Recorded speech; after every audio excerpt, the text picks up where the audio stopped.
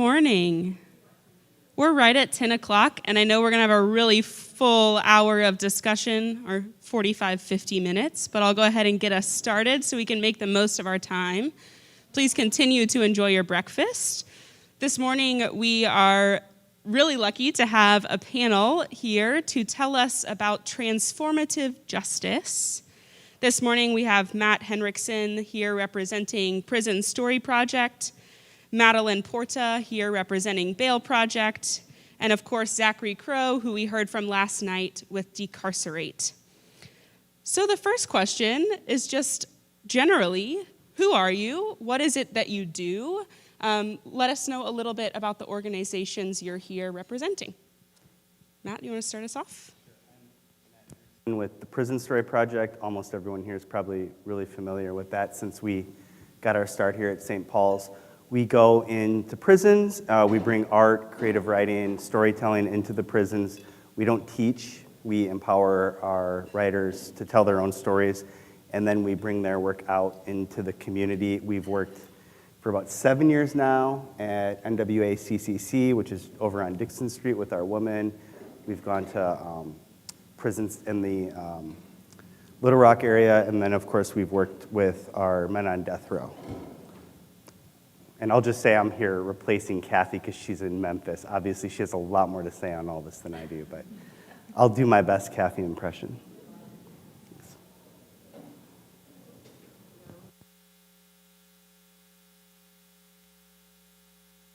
Hello? Okay, great. Hi, everyone. My name is Madeline Porta. I'm an operations manager with the Bail Project.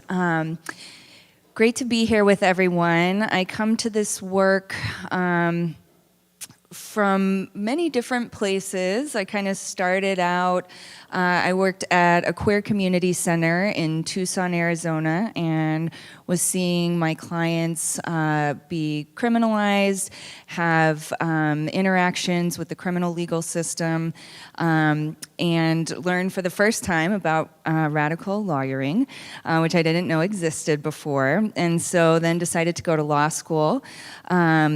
I did that, and then I practiced as a public defender for 5 years. And as I was practicing as a public defender, I was practicing in New York, and there was an organization called the Bronx Freedom Fund, which was the precursor to the Bail Project. So I was actually able to refer my clients to the Bronx Freedom Fund for them to be able to post my client's bond so that they could be out while we were fighting their case together. So when I moved back home to Arkansas about 2.5 years ago, there was a talk about expanding the jail to the tune of $38 million, which was incredibly disturbing to me, and started just thinking about, what kind of resources I knew about. So reached out to someone at the Bail Project and ended up launching Bail Project sites here in Washington and Benton County. And so the Bail Project is a national nonprofit organization, so it kind of grew out of the Bronx and New York to now become a national nonprofit organization with the goal of disrupting mass incarceration and ending the cash bail system. So what we do, we operate a national revolving bail fund where we identify folks who are in jail because they are too poor to purchase their freedom. So they're in jail pre-trial, they've not been convicted of any crimes, and they're only sitting in jail because they don't have access to the money to buy their freedom. So we go through, we interview folks, we talk to their community ties on the outside, and then we post people's full cash bond. And once we post their full cash bond, we follow up with the folks. We give court reminders for upcoming court appearances. We help with transportation to and from court appearances and other court-ordered obligations. And we offer voluntary referrals to any services that folks might need while they're out fighting their case. And then at the end of our clients' cases, as long as they make all of their court appearances, since we post the full amount of money, that money gets refunded back to us, and then we're able to use that money to post bail for the next person. And I'll go back and forth using the terms bail and bond because it's most often referred to as bond here. So by making their court appearances, our clients are actually helping other people to get out of jail as well, and we're able to support them throughout their case that's pending. So I'm really happy to be here, excited to talk to y'all. Thanks.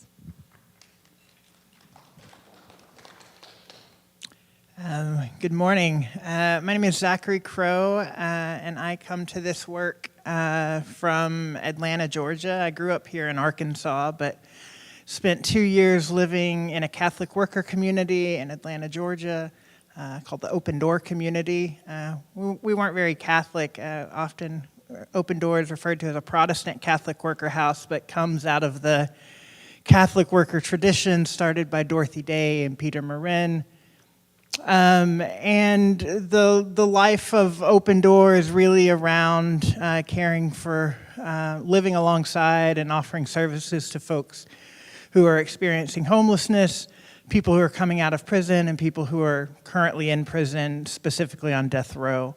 And so I come to this work from my time at the Open Door. When I left and moved back to Arkansas, I was particularly looking for places to plug in around these issues and found Decarcerate, first as a volunteer, and have now moved into this role as director. Decarcerate started in 2015 amidst a massive spike in the Arkansas prison population. At the time, Arkansas was in a massive 4-year spike. We had the fastest growing rate of incarceration anywhere in the world at that time. And so Decarcerate started as a coalition, statewide coalition, has since shifted into a nonprofit. We've been able to hire a few other staff members and sort of slowly grow. We see our work really kind of happening in 4 areas. The first would be public education, and we see that hitting in lots of different areas. That might mean coming and sharing with groups like this. It might mean our annual conference. It's working really closely with journalists, particularly in this time of COVID. We tend to hear very regularly from people in prison, folks who are doing that important whistleblower work, and we try and get that to the right folks in the media. The second piece of our work is policy, so we work on a policy level as well. We have a couple of kind of on-the-ground grassroots campaigns addressing issues of fines, fees, and bail, so court debt, as well as ending solitary confinement, which we would say outside of the death penalty is the worst thing that we can do to another human being. UN and lots of human rights groups identify solitary as a form of torture. And then the other piece of our work is really about building and empowering the leadership of people who are directly impacted from these systems. So we're working really hard right now on developing a training curriculum, an activism organizing curriculum for formerly incarcerated people, and we worked really hard along with folks who are formerly incarcerated, as well as trauma therapists, to put this curriculum together.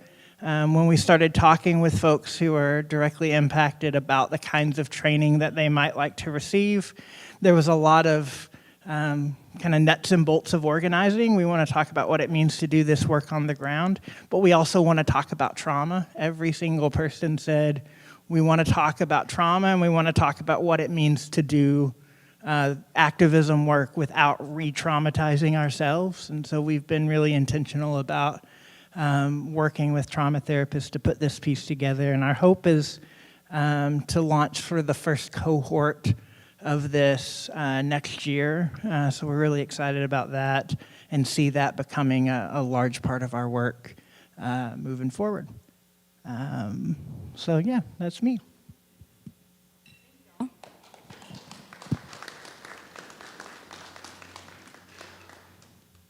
I'll get us started with a few questions, but we'll certainly make time for all of the questions that y'all have. Sorry if I don't lose my mask. The first question, our title of this panel indicates that we are talking about transformative justice. It's a pretty big term, so I'm curious, in brief, what does that mean to you and to your organization? Anyone can start. I have the microphone, so I'll start and pass it to Madeline. Transformative justice, there's lots of folks who are doing this work. You should look at Miriam Kaba and others. But for me, transformative justice is the next phase of restorative justice, right? It's an advancement on the work that people have been doing in the field of restorative justice. And so restorative justice would say, rather than punitive justice, we want to look at what it means to restore people back to a point in time before the harm took place. Transformative justice would say, well, that's not actually enough.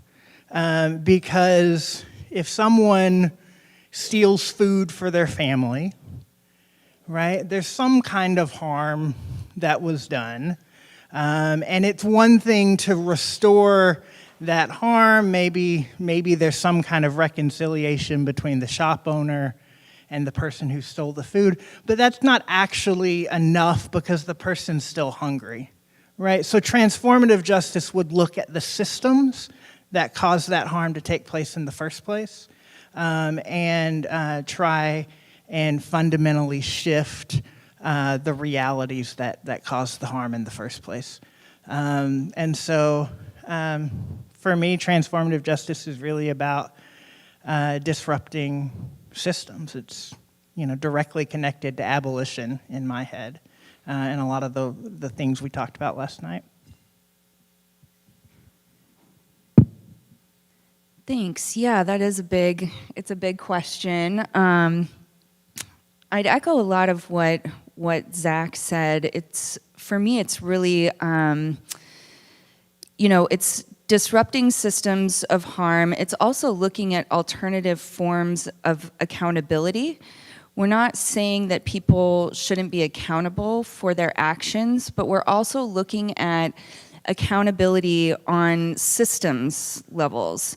How are our systems failing our communities, and how are we addressing that harm, the harm that's directly coming from the system to our people in our communities that actually isn't contributing to our safety. So for me, it's talking about accountability and community safety, how we can really keep each other safe, and recognizing that carceral systems often are causing more harm and making us less safe. And again, this is not saying that people aren't accountable for their actions, but we have to look at how are we investing in our community? How are we investing in our community's safety? When we're investing money in jails and prisons and cages, that's money that we're not investing in housing and education and job training and trauma support and addiction support. And those are all things that I think really get to the root of so much of the harm that is happening in our communities. And I think we have to really look at how we are investing in our communities and really shift that away from a punitive mindset into a supportive mindset that I really do think promotes the safety of everyone in our communities. First, I'll think about the word transformative. I think it's really important to be mindful as people who aren't currently incarcerated or haven't been incarcerated to watch our own narratives around the terminology we use, because we have this myth that somebody can be transformed and then happily ever after. We have this myth of recidivism where we're sending people off into the world and they're going to be fine if they walk through X, Y, and Z in our penitentiaries and prisons, and that goes along with the whole idea of transforming our carceral system, where we don't know what the future is going to look like. We don't necessarily have an answer for what transformative justice is, or restorative justice is, or abolition is. There's so much work to be done, and so much harm being done. And the work that we do with the prison story is often adjacent to the work that people are doing directly around like the legal and social work aspects of it. We bring art into the prisons. And what we've learned, we did not go in as activists and abolitionists, but we certainly have very quickly became activists and abolitionists. And what we've noticed when we go to conferences with abolitionists, or when we talk to folks who are doing work in the legal sector, is that it's really hard to build collaboration with incarcerated people. It's hard to build collaboration with formerly incarcerated people because of the re-traumatization of that. And we create these narratives of what it's like without really listening to the people who've lived through that. So one of the few things that's made me feel like I've made an impact is being down usually in the basement of a prison with incarcerated people, and just giving them tools to talk through their own stories and then to bring them out. Our very first Stories from the Inside Out, our very first presentation that we did here in St. Paul's of the writing from the woman over on College Avenue. A lot of people don't even know there's a prison there, right? People drive past it all the time. They're like, where do you teach? I'm right across the street.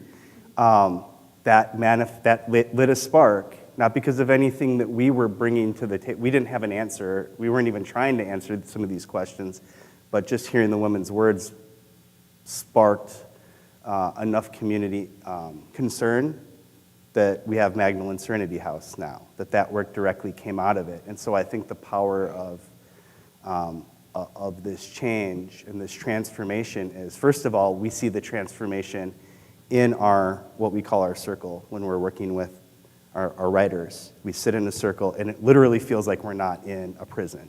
It stops feeling that way because we're building community and sharing. And some of these principles that I've seen from prison abolitionists on,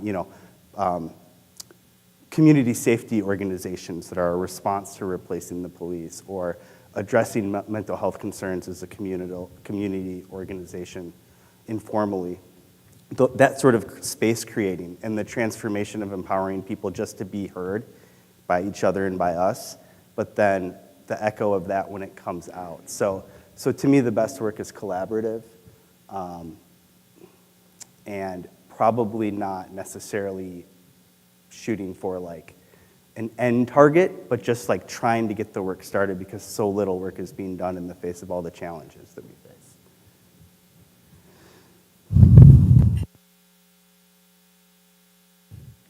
Matt, your answer serves as a good transition point to the next question that I was going to ask.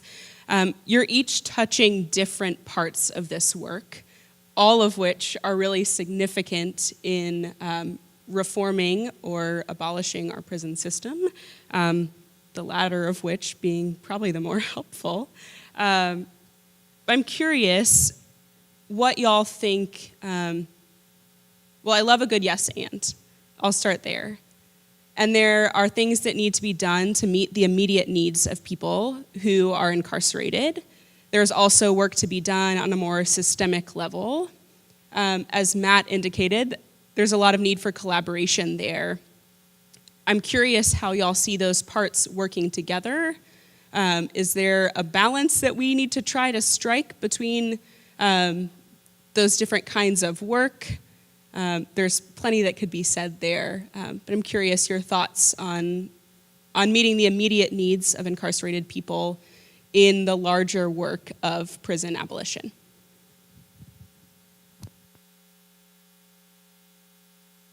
Start with that, because that's a lot of the work that we do as the Bail Project. So our model is based on, replacing cash bail with release with community support. There has to be that community support available to folks who are being released. I'll say a good percentage of our clients need help with reminders and transportation, and that's it. But those are big things. Those are things that could be implemented also, on a systems level. We could implement, court reminders on a statewide level. And investing in public transportation is a big issue, especially folks living in rural areas. Getting to court is a huge challenge for folks. And if people miss court, then a warrant gets put out for their arrest, and they get arrested, and usually very high bonds are set on them at that point. So I think really looking on a very broad level at the supports that are needed in our community. I mean, imagine if right now our county is considering using pretty much all of the money that we're getting from the federal government through the American Rescue Plan to expand the Washington County Detention Center. Imagine what that would look like if we invested that money into a state-of-the-art behavioral health center that really supported people who are dealing with trauma and possibly using drugs to cope with that trauma, leading to higher incidences of police contact. Imagine if we invested that money into affordable housing services for folks who are housing insecure, into physical health services. These are things that we see, I personally see from the folks that we're working with who are at the jail. We've posted bond for hundreds of people now in Northwest Arkansas and Washington and Benton counties, and the main issues that we're seeing are folks that are struggling with behavioral health issues, whether it's mental health or substance use issues. Many of these just stem from trauma and need treatment. They don't need, incarceration isn't helping people to be better able to cope in our society and to be better community members. So I think really looking at things broadly, bringing in conversations about public transportation when we're talking about the criminal legal system, bringing in conversations about healthcare and about how we can actually be supporting folks while their cases are pending, but also really to divert people from the criminal system to begin with, because we know this system is not helping people to cope better in communities. Stop putting people in prison who don't. I don't know that anybody belongs in prison, but I know that when I've worked we've been at the women's prison for 6 or 7 years now, we've never met a person there who should be incarcerated. They don't belong there. They have low-level felony amounts of drug possession or drug-adjacent crimes. They are universally victims of various forms of trauma, some mostly severe. Neglect, educational neglect, poverty. So they're here as a result of a system that we are complicit in and that perpetuates and sends them down the pipeline towards that. When I've worked at the sort of medium-level men's prisons in the Pine Bluff area, my response is usually like, these people don't belong in prison for sure. Now, in some of those prisons, I've met some people who seem to be violent and perhaps dangerous. We can answer the question on what to do with people in that. If we can solve these other issues and not incarcerate people who don't, then we can start talking about who does maybe go to prison. On death row, I've met people who I don't know necessarily should be there. We're not sure they actually committed the crimes that they're there for. We worked with a person who had never killed anyone who was on death row, right? And these people are either all coming from not just abuse, but mental illness and or severe poverty, joining gangs at 9 years old because that's the outlet for them to survive. So these underlying social issues, that are rampant, that create this, we need to address. But we're locking these people away who we need to be having conversations with, and we need to be working with to better understand the problem, because our answer is to put more people into the prison system. And it starts with juvenile detention.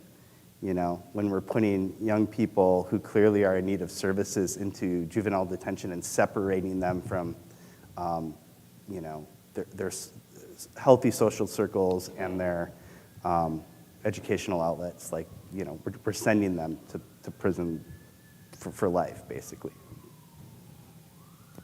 I mean, I think the thing I would add to what's already been said is that we can't actually have this conversation in a meaningful way without having folks who are directly impacted by these systems, not only at the table, but at the head of the table, right? Folks who are impacted by these systems are the experts in what they need. You know, and so that for us at Decarcerate has been a really important part of the work. Our policy objectives are largely driven by people who are currently in prison, telling us what they need in order to get free. And so I think, you know, we can talk about what we think folks need, but you know, I've been in a jail cell, but I don't know what it actually means to be held in a cage for extended periods of time. And so I have lots of thoughts informed by the lives and experiences of people who have been held captive by the state. But, you know, until we're centering those voices, I think we're wasting our time in a lot of ways.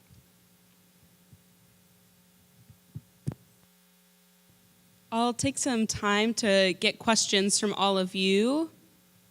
I can run around with it.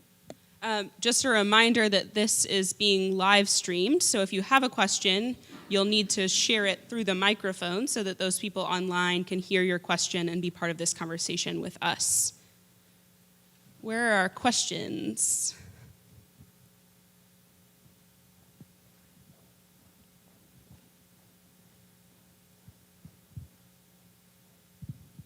Thank you. Thanks for being here. Appreciate the conversation and the insight. Before I ask my question, I've got an ask of everybody in the room. Tomorrow night, the Washington County Jail and Law Enforcement Committee is meeting across the street at 6 o'clock. And on their agenda is hiring a coordinator for the Washington County Criminal Justice Committee. Now, our county government right now is in control of an awful lot of money that we will never get to vote on, but we can sure show up and watch them and see what they're doing. So if you're free or not, make time to come across the street and see what's going on at 6.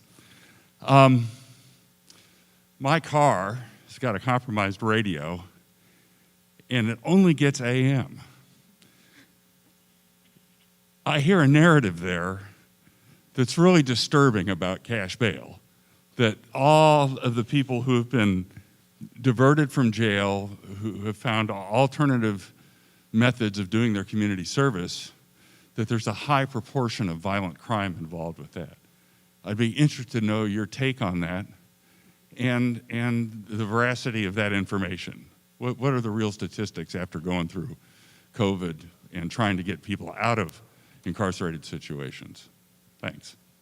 Sure, thank you. Yeah, and that's definitely a narrative that I think is kind of a fear mongering that is designed to make people afraid, to keep things in the status quo, and also let's not forget that the status quo is profitable for a great number of people. There's a great number of people that stand to benefit from having the prison and jail system operate the way that it does. So what we have seen, first of all, we've seen that people have committed or allegedly committed acts of violence or acts of harm who are not out on bail, who have never been arrested before, and also some folks who are out on bail. So it has happened. This is the solution to this, though, is not to just continue to hold people indefinitely while their cases are pending. that does not serve to keep our community safer. What we know is that the vast majority, 90% of our clients, nationally and locally at the Bail Project, have been able to make all of their court-ordered obligations, go to everything that they need to do, and our money gets refunded back to us, and we're able to use it again. So the vast, vast majority of folks are able to comply with what they need to do and make it through their criminal case to the end of it. I think in the end, when we're talking about violent harm or harm like that, we really have to, again, look at accountability of our systems as well. Look at how we're supporting people and how people are able to get the support that they need for mental health issues and issues stemming from trauma. So there's a false correlation there that that people who have been accused of a crime are therefore more likely to be violent people or to commit harm. That's just simply not true. We've seen, unfortunately, acts of harm in this community that have happened by people that had no connection to the criminal legal system. We've also seen one of the statistics that's kind of quoted by the sheriff's department here to justify, in their view, a jail expansion, is that the average number of times that people who are in the Washington County Detention Center have been there, they've been booked in 10 to 12 times previously. And they're using that statistic to say, well, these are just throwaway people that are terrible people and nothing can be done. What we're saying is this is direct evidence that going to jail does not deter crime or interactions with the criminal legal system and with the police. That is pure evidence. If going to jail deterred crime, it would be over. If we could incarcerate our way out of violence in this society, we would have already done it. We incarcerate more people in this country than anywhere else in the entire world. So if this was the solution, locking people inside of cages, we would have solved this already. So we know that that is not the case. We see this is evidenced in our everyday lives. So we have to start looking at alternative ways of, yes, holding people accountable when harm occurs. Absolutely. We're not saying that people should not be accountable for their actions. But there's also ways, as we're looking at restorative justice, to look at how that actually looks. There's people that have been talking about restorative justice and community violence intervention programs that talk about, when you lock somebody up inside of a cage and you remove them from the community that they've harmed, is that actual accountability anyway? Are they actually being held accountable to the community that they've harmed, as opposed to bringing the person back into the community and having a reckoning of what happened when the harm was caused, and how do we address that from the root? So I think there's a false equivalency, and we really do have to look at systemic failures that contribute to people's actions.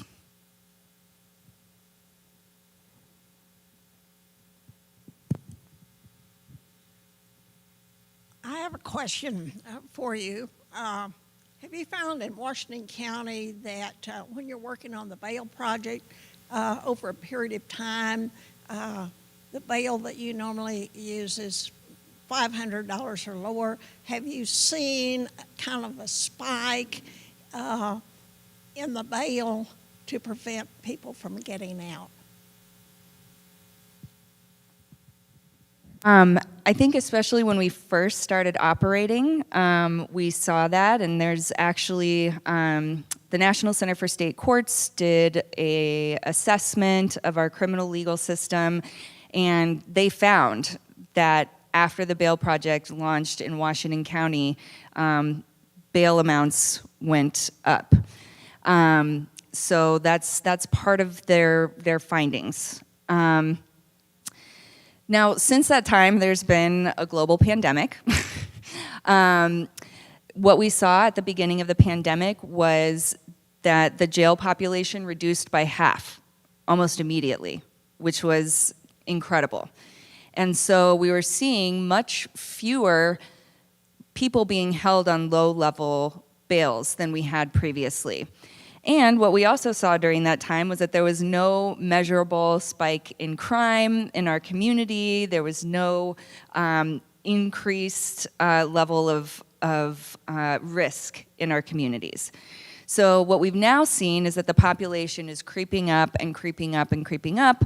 And unfortunately, it seems to be linked to goals to expand the jail by hook or by crook. So we have to recognize that this is not necessary.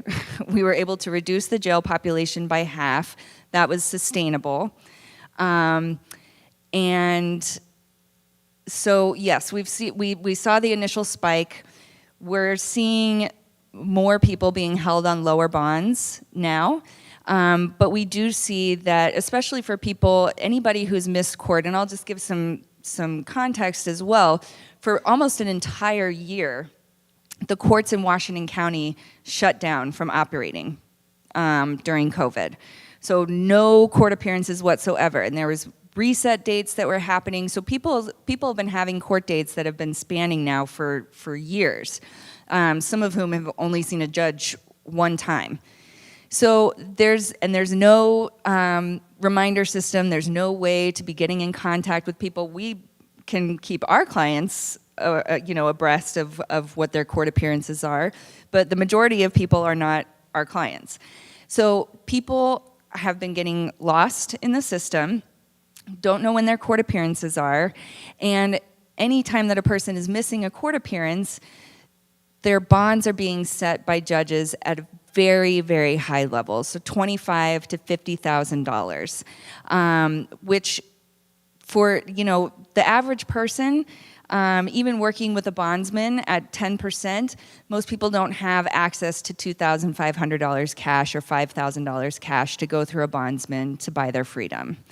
So they're sitting in jail for months because of a missed court appearance during a global pandemic when there was no information being put out to the public about what was happening with the court system on perhaps a very low-level charge to begin with, a drug possession charge, drug paraphernalia charge, or a low-level theft charge. Charges that we're not going to end up in prison time anyway, but the person ends up spending months in the jail because they can't afford to buy their freedom. So we've seen a lot of changes since we started operating, and what we're now seeing is these numbers creeping up for not reasons having to do with community safety.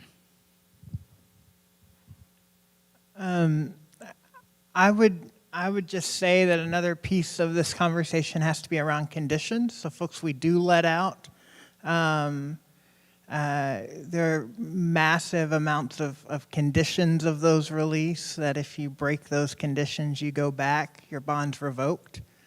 I've got a dear friend who is facing federal charges right now on a protest arrest post George Floyd, whose bond was just revoked for failing a drug test.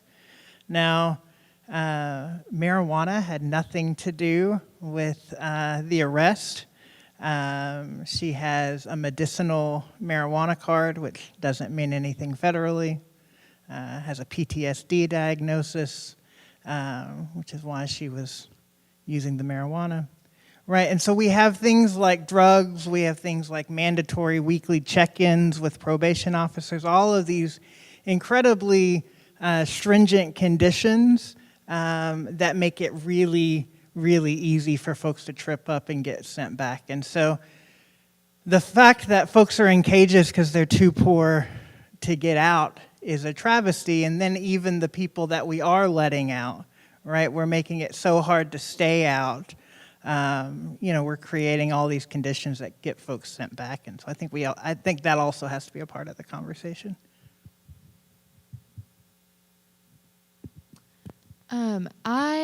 This is a question for anyone, but I'm curious what y'all's opinions are on fictional media that we consume, shows like Orange is the New Black, how those help or hurt or both the cause of abolition. We had a professor of sociology actually come down and do a session with us for 6 months, who was studying Orange is the New Black versus the reality. And I don't watch the show, so I don't know. But what she told us was that, it's all about, a lot of the things I've seen, it's all about the crime they committed that got them there, and it's never about the underlying circumstances that led to that. One of the things we do with our writers, with our women, because we have a lot of time with them, is we do these life maps, and they walk through their lives. And we've done this with class after class after class, and it doesn't matter what their background was. You see these series of traumas. Some of them are very severe, and some of them are the loss of like a grandparent and a meaningful whatever. And some of them survive and survive and survive, but they all have this moment where you see that they break and they just give up, right? And they didn't have the support anyway, but they were holding it together and holding it together. And you never see that in any sort of media representation of a prison. And so that was our sociology professor's culmination of her work.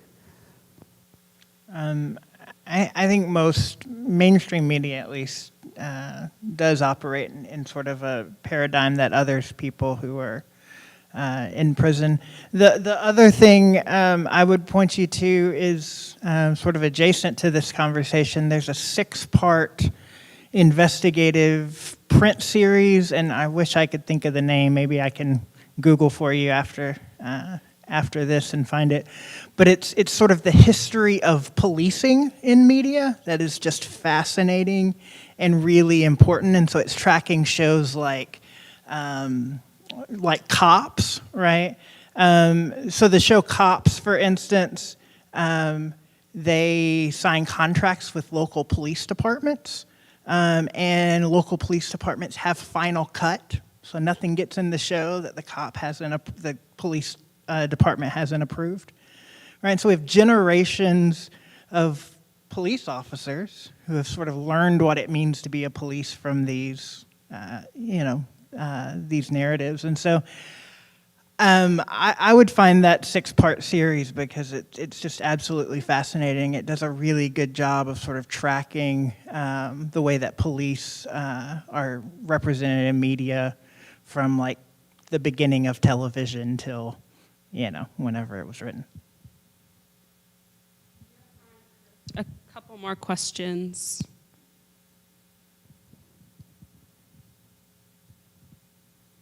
Thanks a lot for the work you're doing. The Arkansas prison system, and I don't know to speak to the jails, I've had sons in both of them, is so corrupt that the idea of abolition, an abolition in Arkansas, and Tom Merton was run out of the state. The guy who did, dug up the bodies. There's extortion. If you have a son in the prisons here, they've got an extensive extortion business going on. And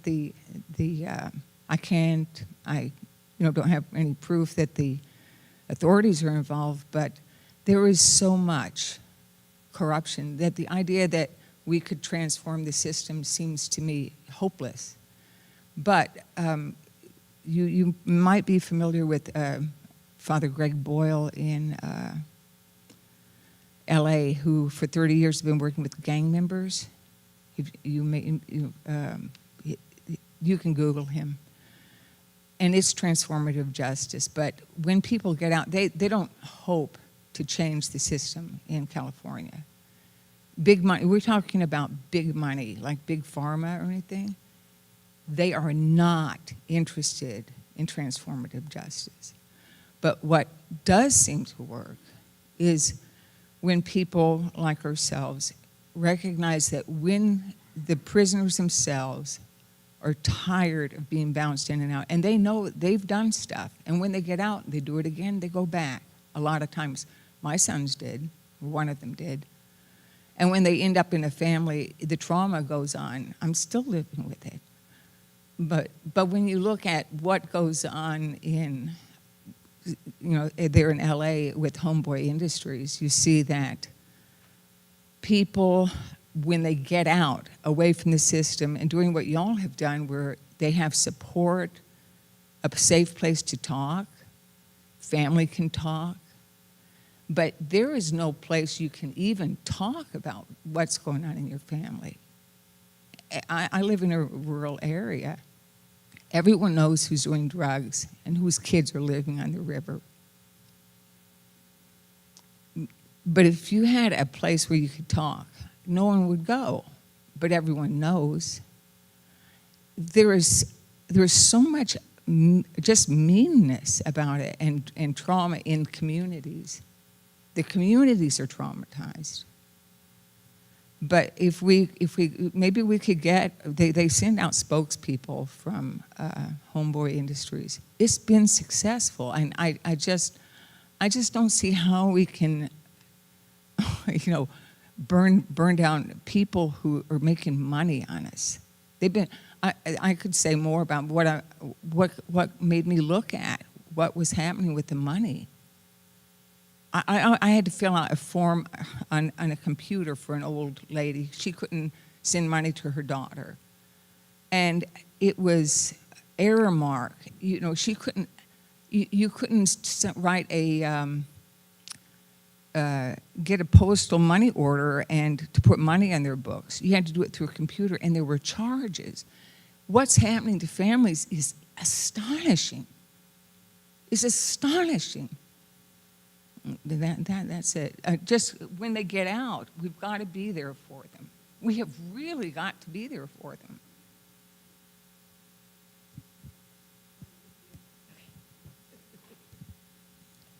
Thank you, each of you, for being here.